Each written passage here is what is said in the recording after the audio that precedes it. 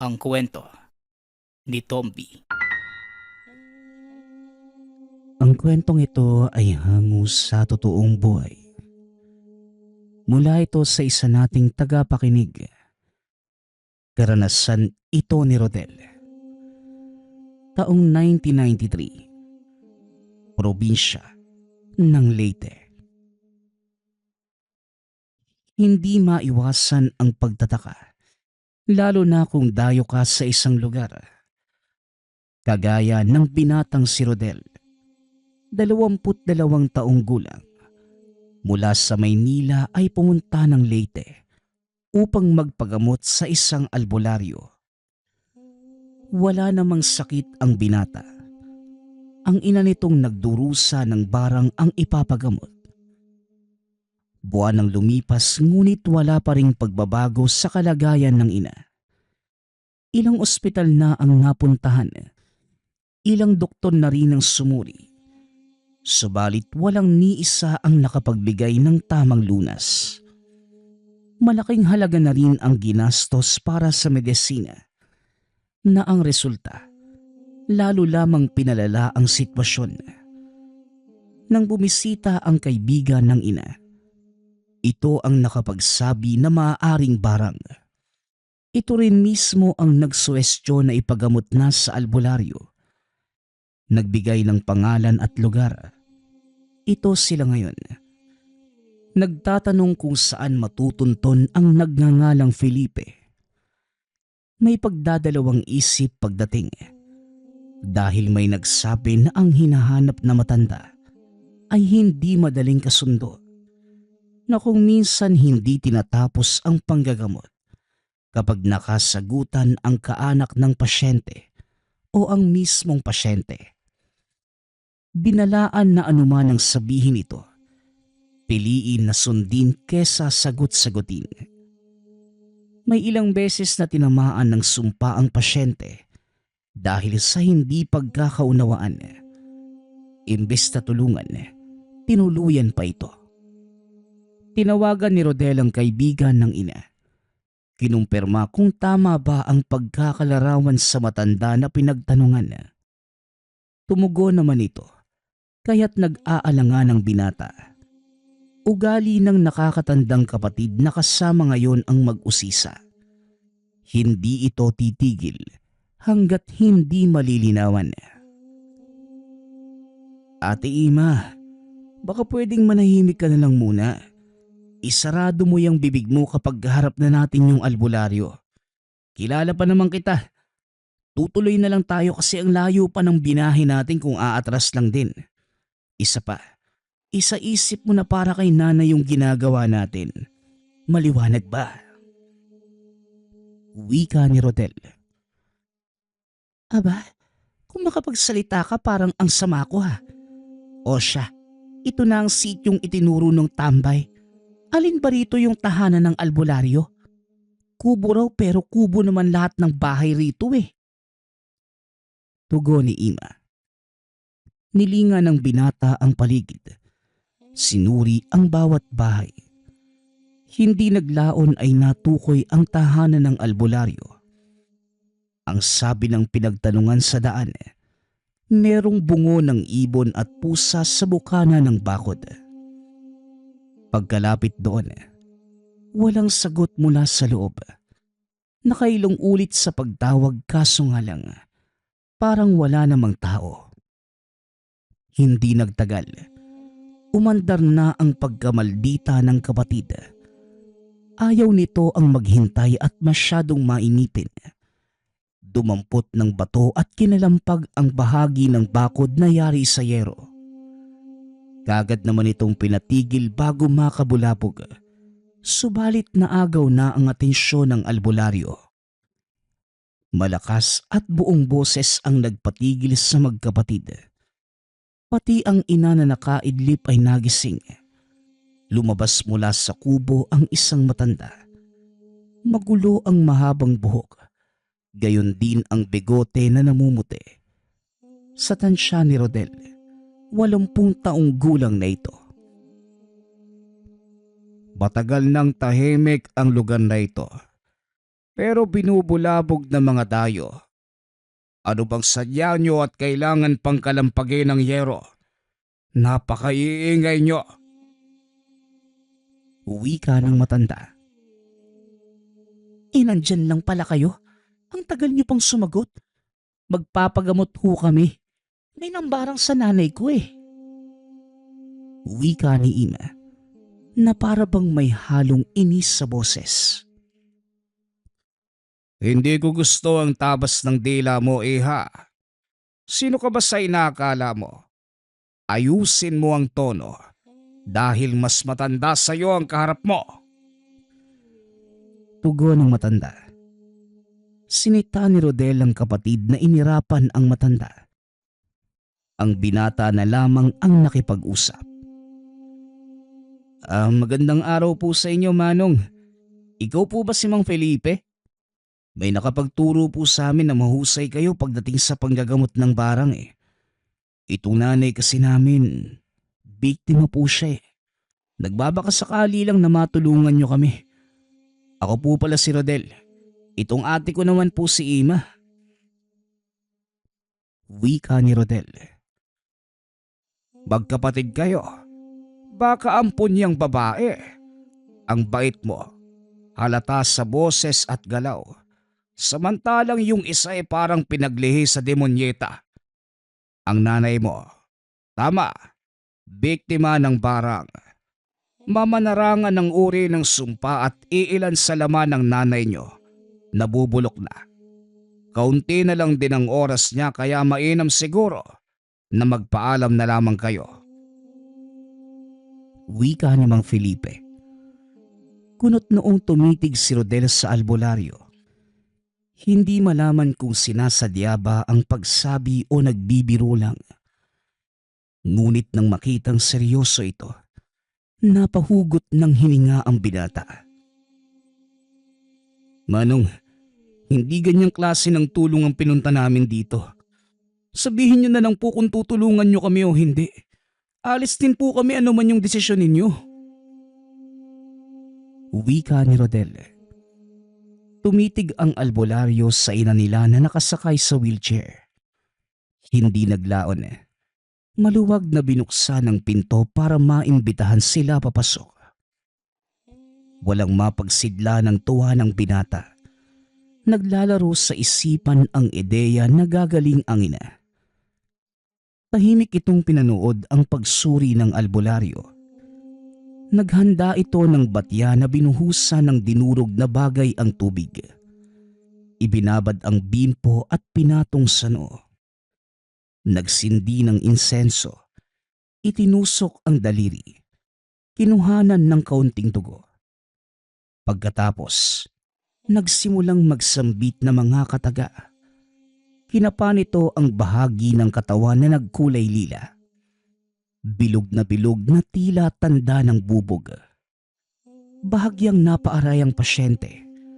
Nang diinan ay may lumabas na uod. Bawat parte ay meron. Isa-isa itong inalis. Dito napansin ni Rodel na unti-unting nakahinga ang ina. Kakaiba talaga ang mga mamanarangan. Maliit na uod. Pero kayang bulukin ang laman ng tao. Sasabihin ko na lang para sa kalaman nyo. Maaalis ko ang barang. Pero ang pagkabulok ng parte ay hindi na may babalik sa normal. Hindi ako salamangkero na isang salita lang. Mapapalitan ng bago ang mga luma. Wika ni Mang Felipe. Anong sabi mo? Ang sabi mahusay katapos ganyan? Anong klaseng albularyo ka ba? Tanong ni Ima. Yang dila mo talaga ano? Kakasabi ko lang na maaalis ang sumpa ng barang. Pero ang pagbabalik normal ng napinsalang laman ay hindi na. Uulitin ko para malinaw. Pag-alis ng barang lamang ang magagawa ko.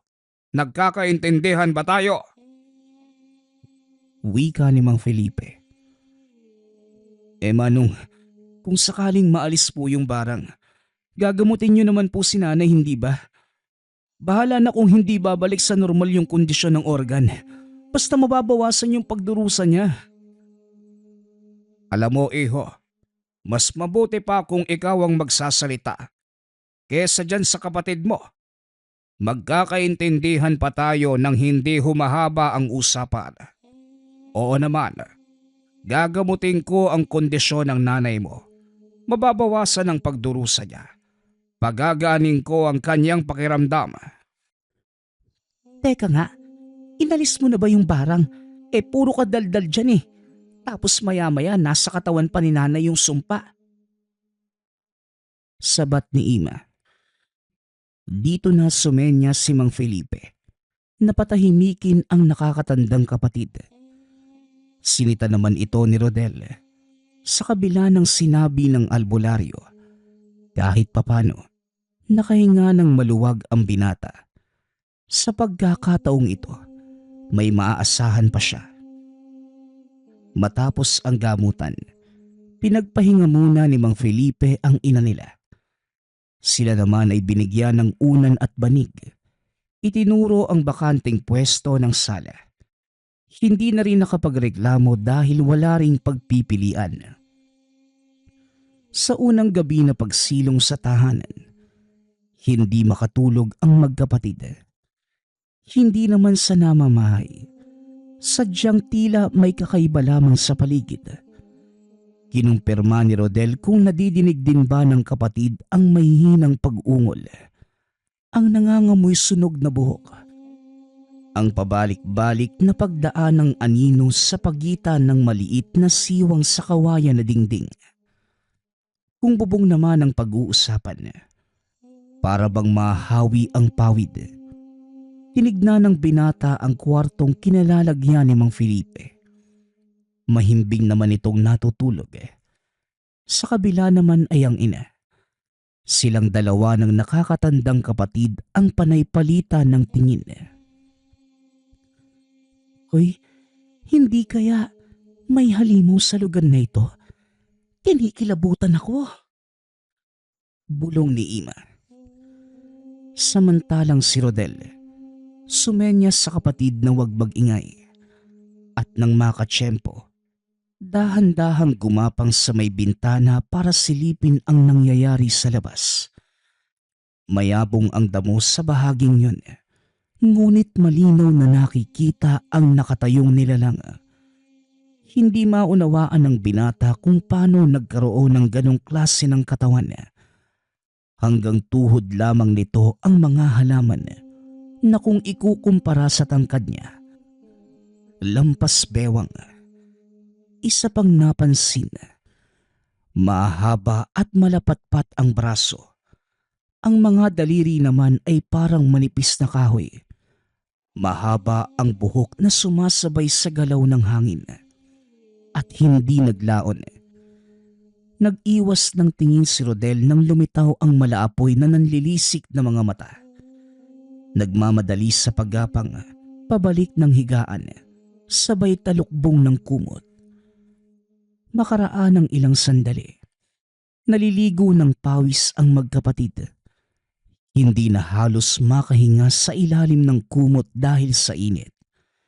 Idagdag pa ang umaalingasaw na amoy. At hindi nagtagal, madidinig ang ingay na parabang pintong sumasayad sa sahig. Dahan-dahan, nakakakilabot. Sinundan pa ito ng mahihinang pagtawa at matinis na boses. Inakala ng dalawa na sila lamang ang nagdurusa sa mga kababalaghan. Hindi pala. Umalingaw-ngaw ang boses ni Mang Felipe, sabay kalampag ng bakal. Malakas ang boses habang nagmumura. Pinapakitang galit. Binuksan ang bintana at hinagis. Binasag ang mga bote ng alak.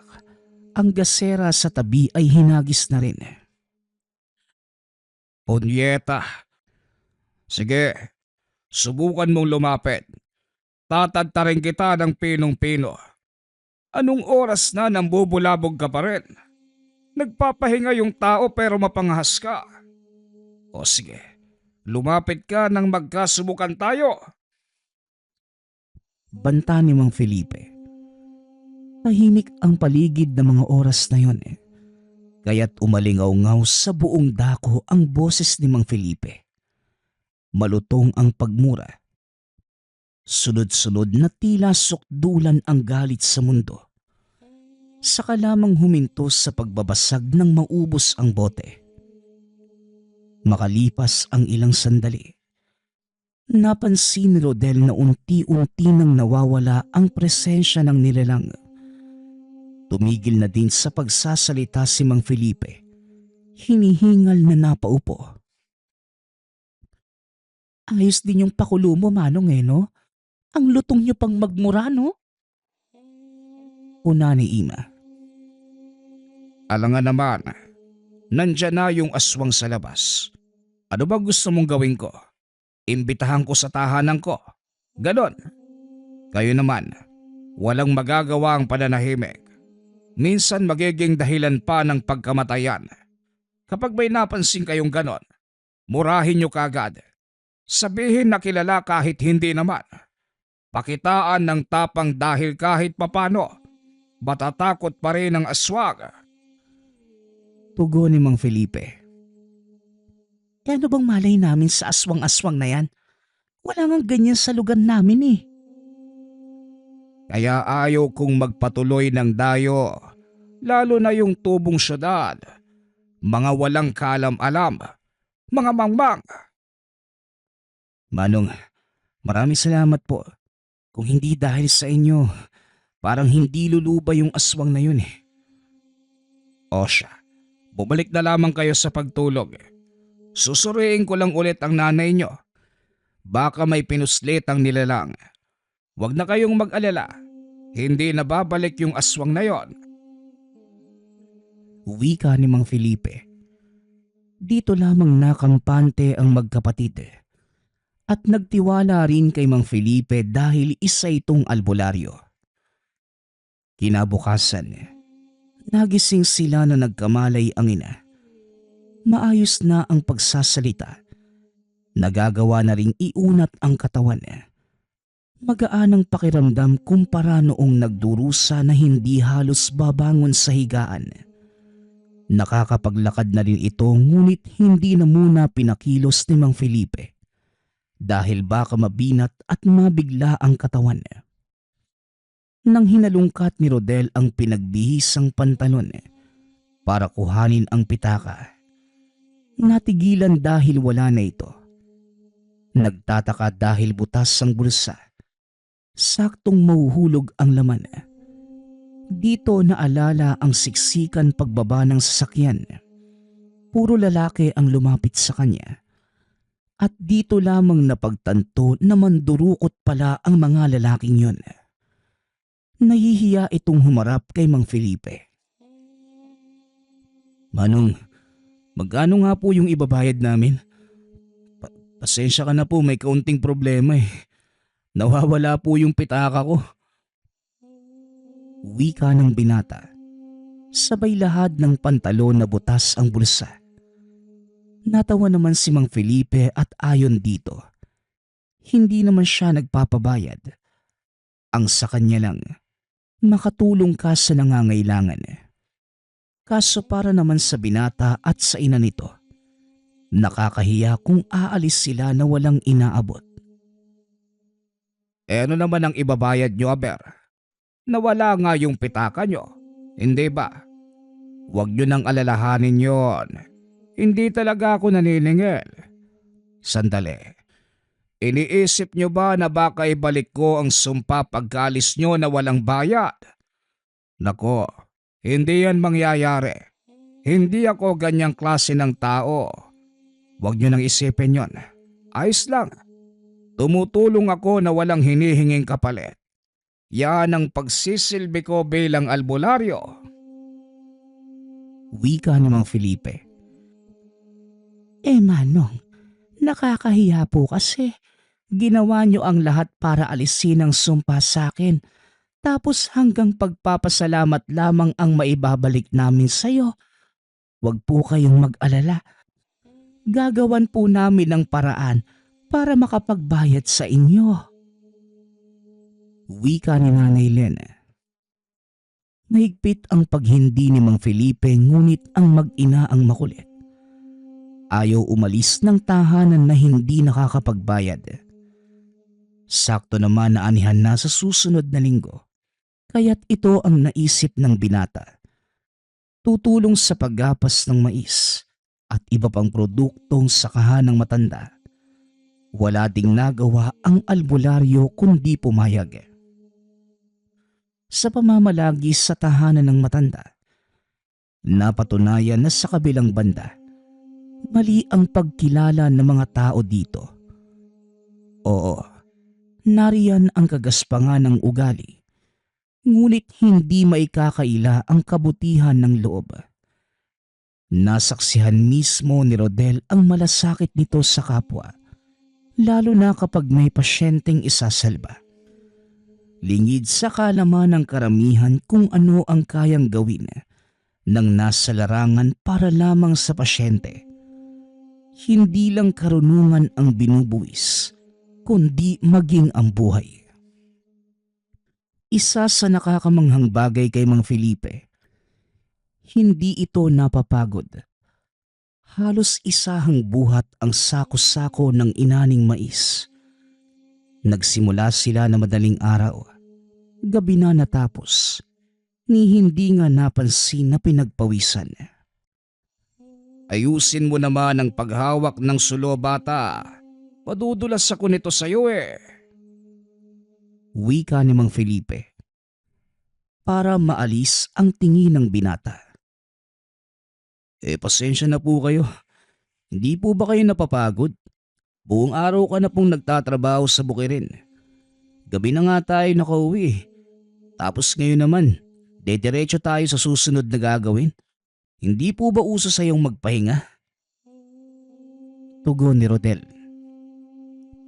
Nasanay na lang ako sa ganitong buhay. Ganito na simula pa pagkabata hanggang tumanda. Nasanay lang ang katawan ko. Ikaw, baka gusto mo munang magpahinga? Mamaya po siguro, Manong. Nakakaya ko pa naman po yung antok eh. Siya nga po pala, sino-sino ba yung may-ari ng mga bahay sa paligid? Ilang araw na kami dito pero wala akong napansin na may ibang tao eh. Abandonado na po bang mga yan? Tanong ni Rodel. Tahanan na mga kapatid kong nauna sa kabilang buhay. Ako ang bunso, kaya ako na lamang din ang natirang buhay. 80 taon na rin ako, bukang malapit na ring sumunod. Tugon ni Mang Felipe. Nagulat ang binata dahil tama ang pagkakahula sa edad nito. Namangharin dahil sa kabila ng edad, hindi gaanong kulubot ang balat. Yung tipo na hindi tugma ang pisikal na anyo sa edad. Nagpatuloy sila sa trabaho. Tinulungan si Mang Felipe sa pagbabalat ng mga mais. Hindi na malayan ang oras. Napagtanto na lamang sa pagtilaok ng mga manok. Tumigil saglit para magpakulo ng tubig. Habang nagkakape, nasa labas ng bintana ang tingin ni Rodel. At hindi naglaon, nagulat nang makita ang nilalang sa matayog na puno ng nyog. Tao, babae, umaakyat sa puno na pabaliktad ang katawan. Yun bang nauuna ang mga paa? Nasa hulihan ng ulo. Kinilabutan ang binata kaya't lumingon sa kinalalagyan ni Mang Felipe. Hindi kailangang sabihin dahil nakita rin ito. Yan ang tinatawag na balintutuan. Uri ng aswang na nakabaliktad habang umakyat ng puno. Itunuring ng karamihan dito sa Leyte na isang alamat o kwento-kwento. Pero sa akin, lahat yan ay totoo. Yan ang ebidensya. Buhay na buhay. Ilang ulit ko nang nakita ngunit hindi ko kilala kung sino talaga yan. At isa pa, wala naman din akong pakialam dahil hindi ko nadinig na merong biktima rito sa lugar. Umaakyat lamang din sa puno hindi lumalapit dito para maghasik ng dilim. Pagpapaliwanag ni Mang Felipe. Napatitig si Rodel sa kinaroroonan ng aswang. Ngunit kagad ding nag-iwas ng isara na matanda ang bintana. Nagbigay ito ng babala na kapag nakita muli ay huwag nang titigan, pansinin o kahit isipin man lang dahil malaki ang tsansa na mapapansin ito at baka maging biktima pa. Hapon na nang matapos sa pag-aalis ng mais. Mano-mano, kaya matagal. Ilang sako pa lamang din ang natatapos. Sa puntong ito, nautusang maghakot ng busil at balat papunta sa kabilang sitio. May negosyanteng bumibili nito para ipakain sa mga baka. Habang pauwi, may nakasalubong itong ale. Nakasalampak sa lupa. Nakasunod ang tingin sa binata. Hindi maunawaan ang emosyon ng mga mata dahil sa ilang ulit na pagsulyap na para bang lalamunin siya nito. Binilisan na lamang ang lakad hanggang sa hindi na makita. Subalit, kahit wala na ito, naroon pa rin ang pakiramdam. Napansin ni Mang Felipe ang pananahimik ni Rodel. Iniisip pa rin ng binata ang nakasalubong na babae. Kagad namang nagkibit balikat at sinabing baka guni-guni lang. Tumango na lamang ngunit gayunpaman. Duda ang albularyo. Napansin din na parang hindi nagsasalita ng katotohanan. Kaya ito na mismo ang nag-usisa sa sariling pamamaraan. Pinuntahan ni Mang Felipe ang negosyanteng pinagdalhan ng balat at busil ng mais. Wala naman itong kahina-hinalang napansin, maliban sa partikular na bahagi ng daan. Siya yung tipo ng albularyo na maaamoy ang natitirang bakas ng nilalang sa isang pwesto, lalo na kung hindi pa masyadong matagal noong umalis. Hinimas nito ang lupa at saka tinikman. Kagad dinura ng malasahan. Sa kabilang banda, napangiwi si Rodel nang makitang tinikman ng albularyo ang lupa. May ideyang tumatakbo na sa isipan. Dahil ang pwestong yun, ang kinalalagyan mismo ng ale kanina. Lihim itong nagpasalamat sa mabilisang aksyon na matanda. Sumunod siya nang tinahak nito ang daan pauwi. Bago maghapunan, napansin ni Rodel na hindi mapakali si Mang Felipe. Panay ito silip sa bintana. Ilang ulit sinuri kung maayos ang pagkakasara ng pinto. May itak na nakasukbit sa tagiliran at ang agaw pansin ay ang kwintas. Isang bato na kulay lupa. Naku, parang nasisiraan ng bait yung kaibigan mong matanda na yan, oh. Tawagin mo kaya para sabay tayong maghapunan para isahang ligpit ng pinagkainan? Bulong ni Ima. Sinita ng binata ang kapatid. Tila may ideya na ang binata sa kinikilos ng albularyo. Kaso nga lang, hindi sigurado sa eksaktong dahilan. Gayunpaman, sumalo ito sa kanila. Naunang matapos si Mang Felipe, sa hagdanan ng kubo pumwesto ng upo. Hawak-hawak ang itak. Bumubukha ang bibig na para bang may binubulong sa hangin. At hindi nagtagal, dumakot ng lupa at tinikman. Nagmamadali sa pagsindi ng mga sulo. Itinarak palibot sa tahanan. Nagbaon din na matulis na kawayan. Ang kilos na ito ang pinagtataka ni Rodel. At isa pa, wala itong sinasabi sa kanila. Manong, magtatanong lang po sana ako. Ano po bang nangyayari? Bakit nagsindi kayo ng sulo palibot ng bahay? Ano po talaga yung meron? Tanong ni Rodel. Iho, siguraduhin mong nasa loob lang kayo ng kapatid at nanay mo. Ano mang ingay ang madinig mo mula sa labas, Huwag mong papansinin. Huwag mong pakikinggan. Magbingi-bingihan kayo kumbaga. Huwag din kayong magbubukas ng pinto o bintana.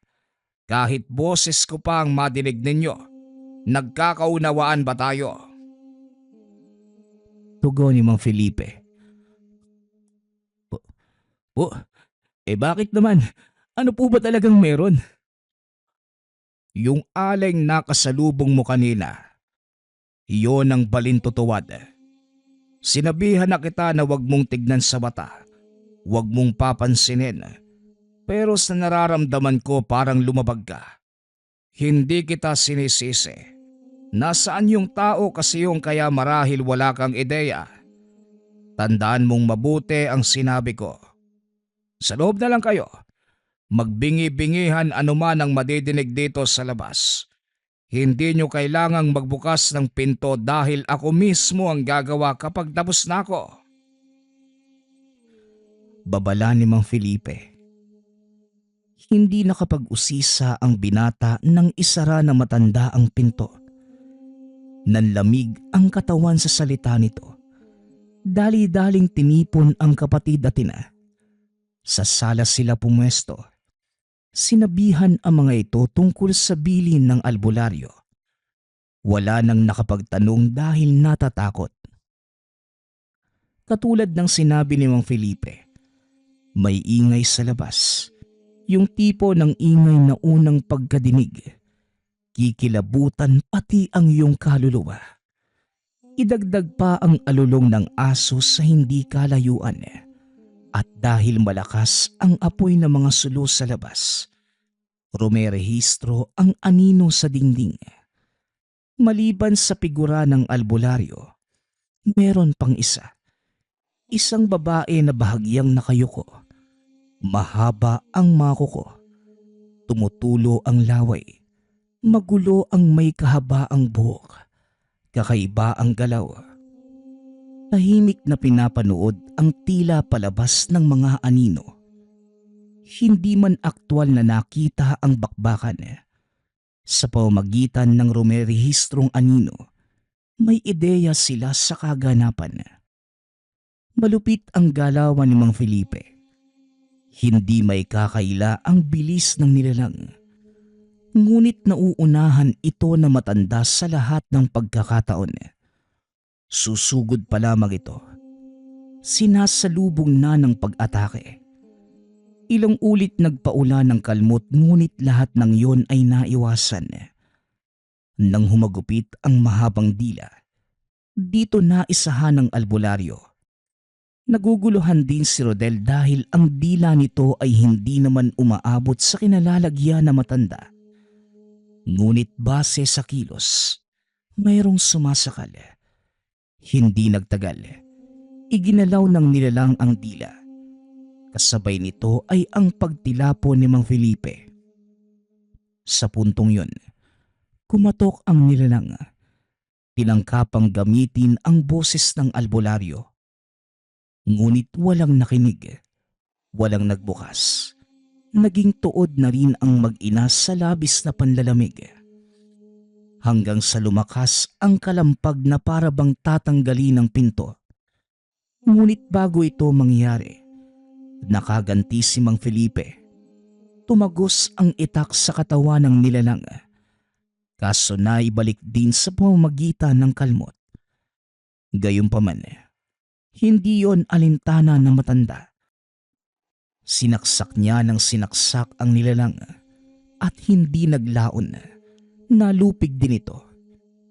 Nagbukas ang pintuan. Bumungad ang sugatang si Mang Felipe.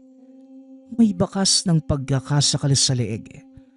Napuruhan ng kalmot ang balikat na umabot sa braso. Si Rodel ang nagsisilbing manggagamot alinsunod sa gabay ng albularyo.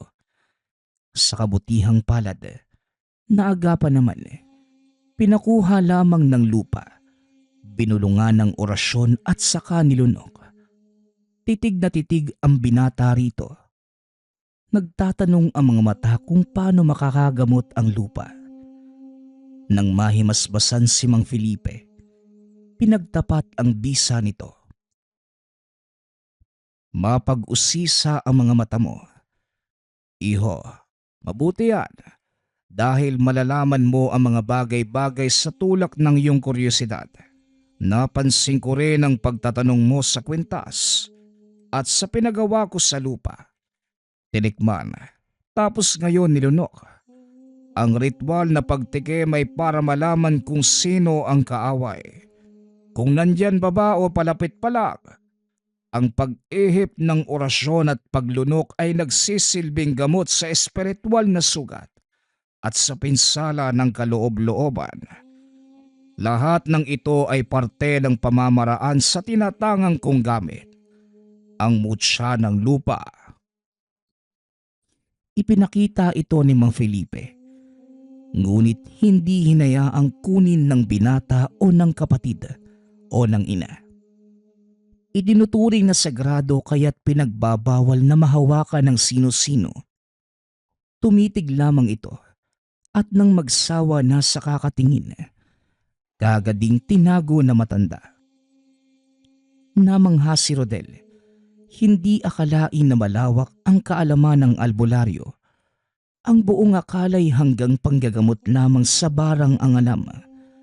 Yun pala, meron pang tungkol sa mutya at nakakapagtakang kilos sa lupa.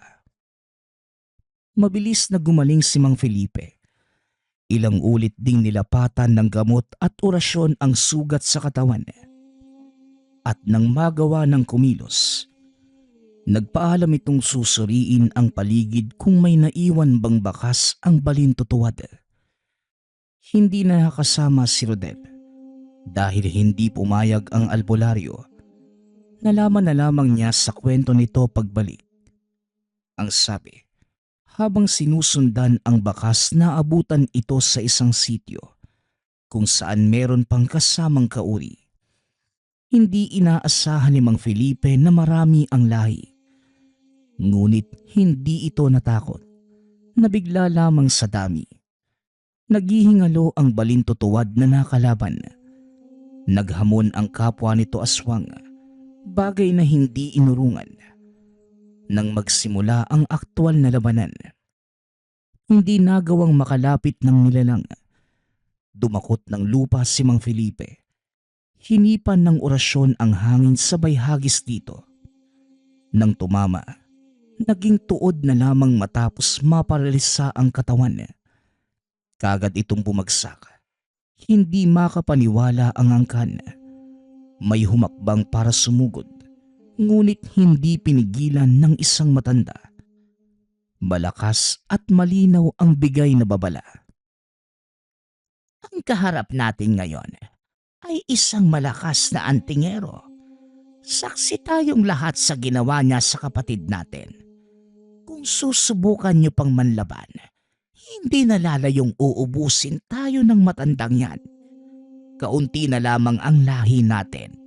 Huwag na tayong mag-aksaya ng buhay.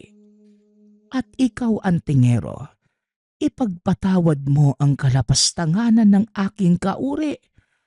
Wala siyang ideya sa ginawa niya. Ako na mismo ang makikiusap. Umalis ka sa lugar na ito at mananahimik na kami.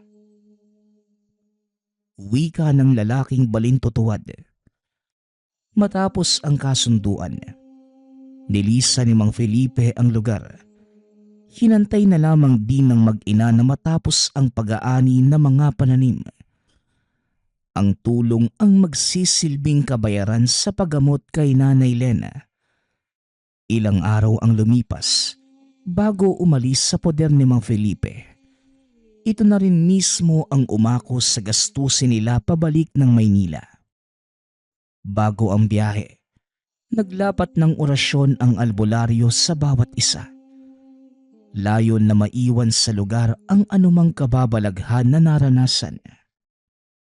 Naging epektibo naman ito dahil pagkabalik sa tahanan, tila ba galing lamang sa bakasyon. Naalala naman na pinagamot ang ina ngunit naging malabo ang tungkol sa balintutuwad. Ang humaplos sa puso ng binata ay ang pasikretong paglagay ng kakarampot na lupa sa bawat bulsa na sinuot nila noong pauwi.